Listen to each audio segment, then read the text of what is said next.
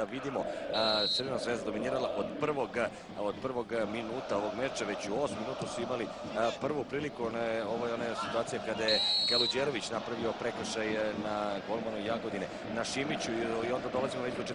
minuta kada na sjajnu asistenciju Evandra sjajno reaguje i Jeftić i lobuje Šimića i dovodi svoj tim u vojstvo. Zaista lep pogodak koji je postigao Jeftić. Gledamo još jedan put Evandro, lopta ka Jeftiću i zaista golgeterska reakcija na ovom meču kapitena Crvene zvezde. Kapiten jer se Nikol nalazio na klupi. Ova je situacija kada je zaista Vasiljević startovao pogibeno na Reljića. 11-terac izveo Kaluđerović, odbranio njegov udarac Šimić i ostavio u tom trenutku Jagodinu u igri, jer prednost od 1-0 nije garantovala mnogo fudbalerima Crvene zvezde u nastavku meča. I onda dolazimo do situacija i prilika za fudbalere Jagodine. Ovo je Brojić nameštao nogu, da tako kažem, a onda ovde je namestio, sjajno centrirao Đilesu, koji je prosto u ruku pogodio Bajkovića i ostalo je 1-0.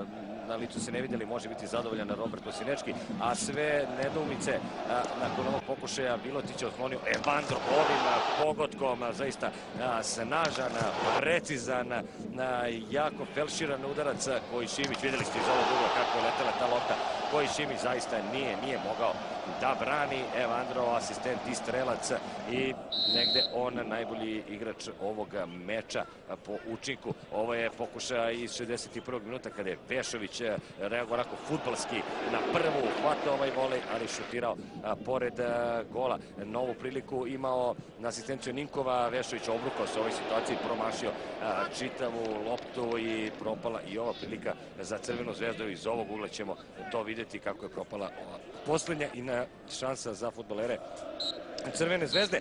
Dakle, Jagodina 0, Crvena zvezda 2, zaslužena sasvim pobjeda Crvene zvezde.